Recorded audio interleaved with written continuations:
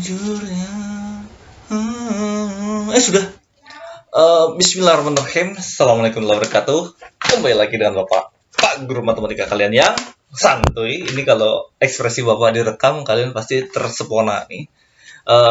Nggak, kita lihat dengar suara dari Bapak aja ya. Kita kembali ke kompetensi trigonometri, yaitu jumlah atau selisih dua sudut. Ini kalau untuk SMK ini adalah kompetensi trigonometri yang terakhir. Jadi bertahanlah, bersabarlah. Ini terdiri atas 6 ya, 6 rumus. Kalian tidak dituntut untuk menghafalnya, tapi tahu cara menggunakannya seperti apa. Karena nanti sekali lagi open book. Merdeka belajar. Kan. Jadi ada sinus A tambah B, A kurang B, kosinus dan tangen juga seperti itu. Oke. Tanpa panjang lebar, Bapak akan ngasih tahu kalau sinus itu selalu diawali dengan sinus juga, yaitu sinus A kali, ingat titik nih kali ya, dikali kosinus B, dan tandanya tidak berubah, tetap ditambah. Sin cos kosin. Jadi kalau kalian berkeinginan untuk menghafalnya atau jadi mau guru matematika, itu tinggal bilang sin cos kosin. Sinus yaitu sin cos kosin. Kalau yang pengurangan sama, sinus itu diawali dengan sinus juga, sin cos, tapi ini dikurang. Cos A, sin B. Ingat ya, A dan B-nya tidak tertukar tempatnya. Jadi tetap pada urutannya, A duluan baru B. Kemudian kalau cos gimana? Kalau cos itu diawali dengan cos, yaitu cos, dan tandanya berubah, tambah jadi dikurang, cos. Sin ya. Kan cos sudah ya semuanya. Sin lagi. Sin A dikali sin B. Sinus. Begitu juga untuk pengurangan sama cos, tapi tandanya berubah menjadi penjumlahan. Ditambah sin. Oke, yang unik di sini adalah tangen. Tangen itu ada pecahannya. Tapi jangan dianggap susah ya, mudah kok semuanya. Yaitu tangan A ditambah, tetap ya, ditambah tangan B. Padahal tangan B udah bubar. Kemudian dibagi 1 dikurang, nah yang di bawah dikurang ya. 1 dikurang tangan A dikali tangan B. Nah, kalau yang operasinya pengurangan semuanya berubah tanda. Yaitu yang ini tangan A dikurang. Ingat, yang ini dikurang tangan B per 1 ditambah, berubah tanda semuanya, tangan A dikali tangan B. Oke, ini semuanya rumus-rumusnya. Silahkan kalian catat dulu sebelum kita ke pembahasan soal, dan konsep-konsep sebelumnya itu jangan terlupakan. Yaitu ada aturan sinus, ada sinus sudut istimewa, dan ada juga aturan perbandingan. Perbandingan juga akan digunakan. Perbandingan masih ingat ya, kalau sinus itu adalah sin demi sinus A, jangan A lagi. Sinus alfa itu adalah demi, depan per miring. Kalau kosinus, sami, samping per miring. Kalau tangen, desa, depan per samping. Ini samping per miring. Kok Bapak repot-repot nuliskan lagi ya? Kalian kan sudah tahu ya. Ya udahlah, nggak apa. Samping per miring dan tangan desa, tangan alfa ya. Desa itu depan per samping. Oke. Ini sebagai pengingat aja nih. Lanjut. Kita ke pembahasan soal. Bapak pilihkan pembahasan soalnya itu yang nomor berapa enaknya ya? Bapak pilih nomor 2 untuk 2 soal ya. 2 soal itu nomor 2 dan nomor 10. Nomor 2 dan nomor 10 dulu. Oke, itu 2 soal yang sejenis. Nomor 2 dan nomor 10. Oh, ini besar nih, yang kecil aja. Oh, ini marker. Nomor 2. Maaf ya, intermezzo dari tadi. Diketahui sinus A 4/5. Oke, sinus A-nya 4/5. Kemudian apa lagi nih? Sinus B 7/25. Bapak agak renggangkan. Sinus B 7/25. A-nya sudut lancip, B sudut tumpul. Jadi maksudnya A lancip dan tumpul di sini itu berarti A-nya di kuadran pertama. Lancip itu kurang dari 90 ya. Dan B-nya di kuadran kedua. Karena tumpul. Tumpul itu antara 90 sampai 180. Nilai kosinus A kurang B. Yang tanyakan kosinus A kurang B-nya. Kosinus A kurang B. Kalau berdasarkan rumus, apa saja yang diperlukan oleh kosinus A kurang B itu? Yaitu adalah sin A, sin B, cos A, cos B. Semuanya ya.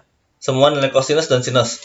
Oke, sekarang dari sinus A sama dengan 4/5. Bagaimana kita mendapatkan kosinus A dari sini?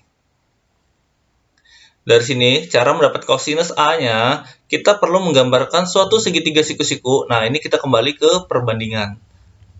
Siku-siku, yang mana ada sudut A-nya, kita taruh letakkan di sini lah ya. A. Sinus tadi apa? Depan per miring. Depan per miring. Sin demi, depan per miring. Maka, kalau di depannya itu, ini kan berarti 4. 4 itu adalah depan, dan miringnya adalah 5. Maka di depannya 4, miringnya adalah 5. Kita perlu cari samping. Ini X ya. Maka X sama dengan akar miring dikurang depan. X sama dengan akar 25 dikurang 16. Sama dengan akar 9, yaitu 3. 3 cm. Atau 3 lah, 3 satuan panjang. Kemudian untuk mencari sinus B, kosinus B. Ini kosinus A ya. Kosinus A-nya sama dengan samping per miring. Sampingnya adalah 3, yaitu X, miringnya adalah 5. Oke, next. Untuk sinus B. Kosinus B maksudnya. Bikin lagi segitiga siku-siku, sama seperti tadi. Dan kita letakkan sudut B. Maka terlihat 7 itu depannya, depan per miring ya. 25 itu adalah miringnya. Maka ini kalau kita tambahkan Y, maka Y sama dengan akar 25 kuadrat dikurang 7 kuadrat. 25 kuadrat itu 625 dikurang 49.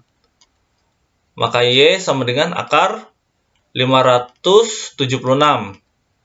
Y sama dengan akar 576, 24. Maka Y-nya 24 nih.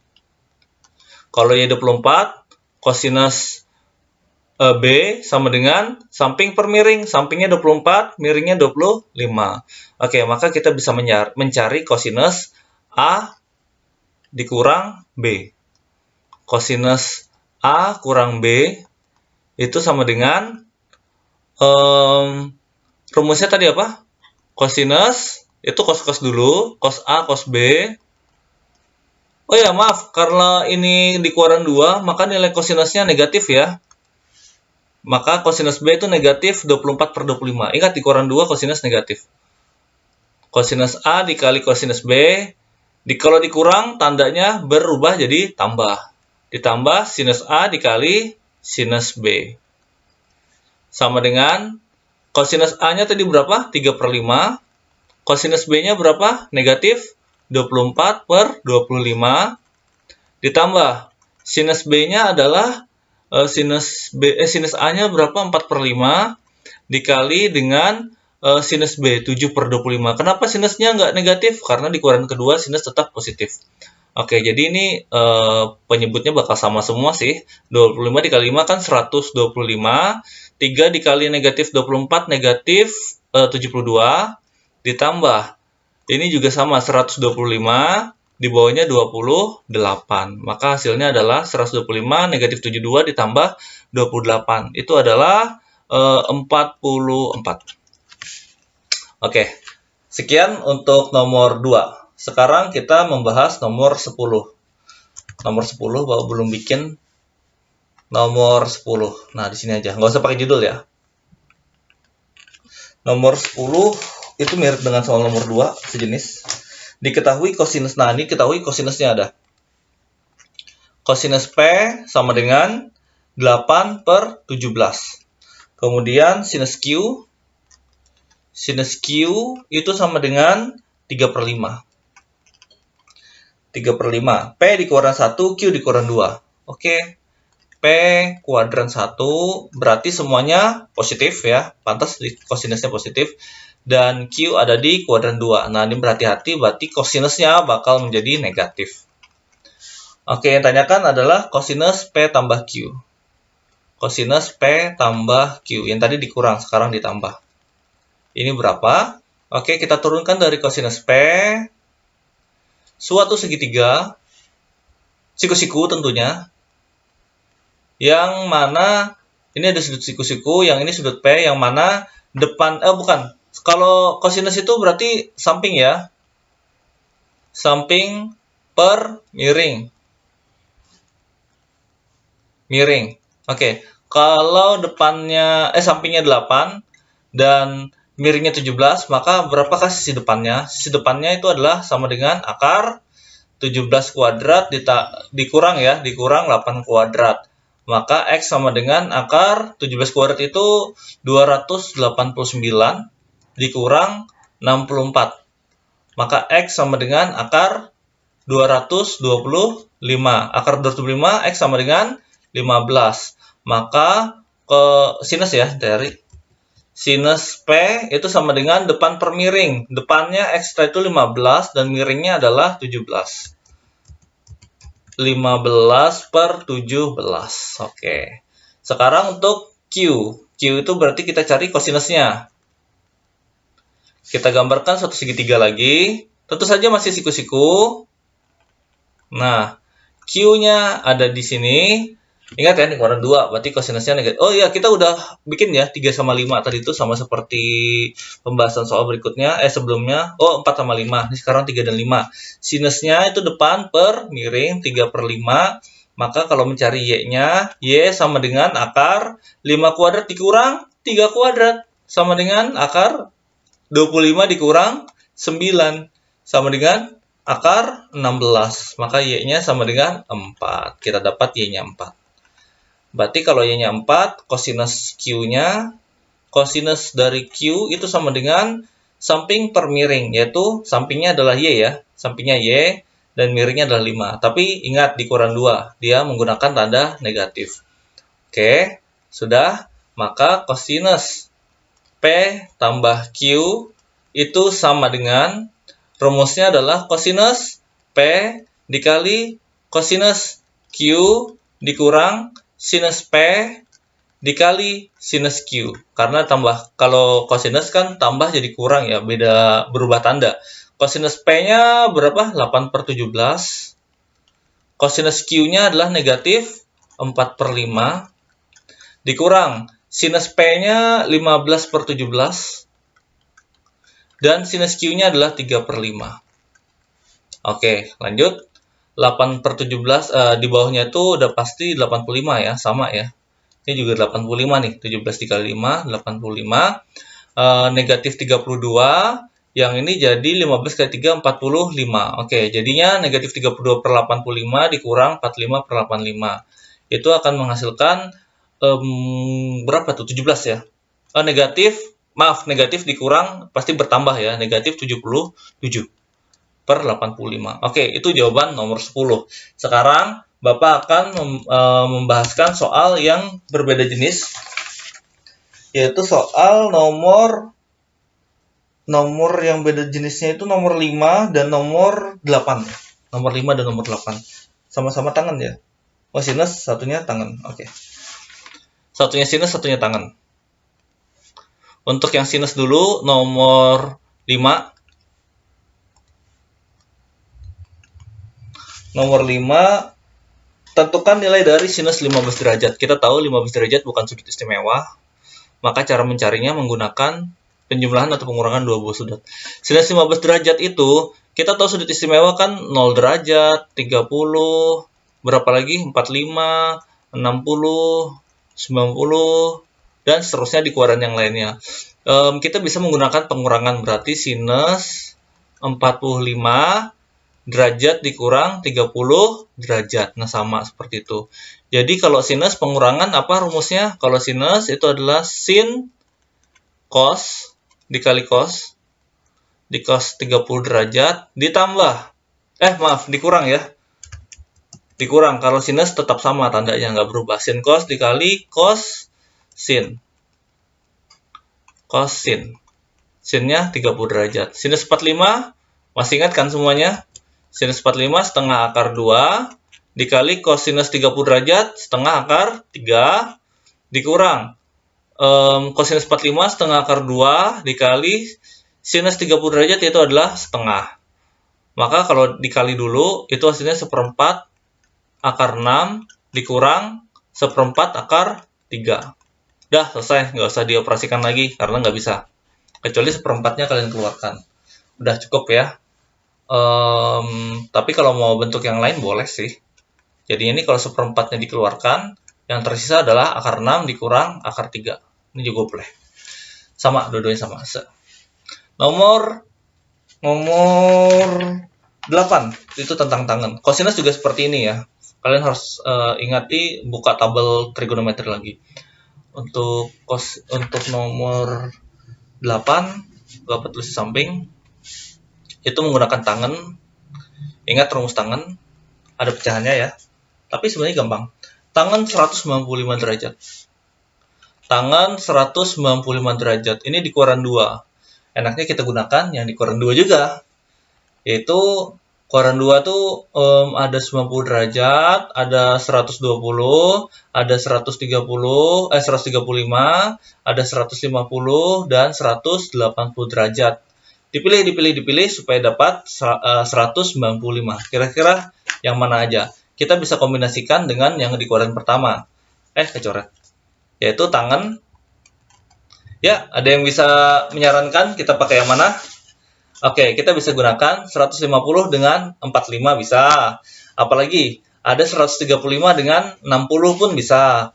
Oke, kita gunakan yang mana ya? 150 dengan 45 aja deh ya. 150 ditambah 45 derajat. Rumus tangan tadi masih ingat ya?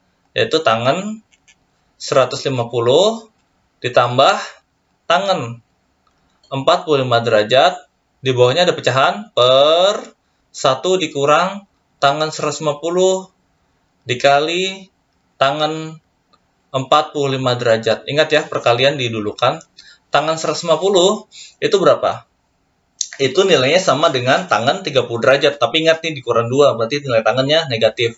Kalau di kuadran 2 kan, ingat ya, sebagai catatan aja nih, di kuadran 2, yang positif cuma sinus, sisanya negatif. Sisanya negatif, termasuk tangan dan kosinus. Oke. Jadi tangan 30 derajat itu berapa? 1 per 3 akar 3. Tapi ingat negatif ya. Negatif 1 per 3 akar 3 ditambah tangan 45 derajat itu 1 per yang di bawah 1 dikurang tangan 150 tadi berapa? Negatif ya. Kalau negatif 1 per 3 akar 3. Kalau negatif itu kita kasih tanda kurung biar operasinya lancar. Dikali tangan 45 derajat itu 1. Sama dengan yang di atas jadi 1 dikurang 1 per 3 akar 3. Yang di bawah menjadi 1 ditambah 1 per 3 akar 3. Nah, bagaimana kita cara merasionalkan penyebutnya?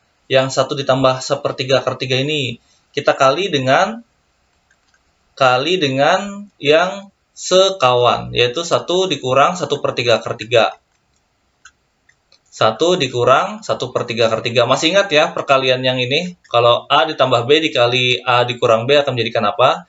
Nah, karena ini kembar, jadi kita tulis 1 dikurang 1 per 3 akar 3 kuadrat. Ini kan sama nih. Kita tulis 1 per 1 kurang 1 per kita tulis 1 dikurang 1 per 3 akar 3 pangkat 2 gitu. Sekarang yang ini, bagaimana cara mengoperasikannya? Tinggal 1, karena 1 kuadrat tetap 1 dikurang 1 per 3 akar 3 dikuadratkan itu berapa? 1 per 3. 1 dikurang 1 per 3 hasilnya 2 per 3. Jadi, nggak cukup, Bapak tulis di samping aja. Maaf ya. Secara estetika ini nggak cukup nih. Nggak cukup memuaskan. 1 per pangkat 2 per 1 dikurang 1 per 3 itu 2 per 3. Ketika naik di atas, semuanya terbalik. 3 per 2, 1 dikurang 1 per 3 akar 3 kuadrat. Oke, itu jawabannya untuk nomor 8. Terima kasih sudah menyimak pembahasan soal dari Bapak beserta pembahasan mengenai rumus-rumus jumlah dan selisih trigonometri, dua sudut ya. Sekian, ini kompetensi terakhir dari trigonometri. Silakan kalian catat dan silakan bertanya di kolom komentar ataupun di diskusi grup. Bapak akan lebih cepat di diskusi grup sih. Oke, terima kasih perhatiannya. Wassalamualaikum warahmatullahi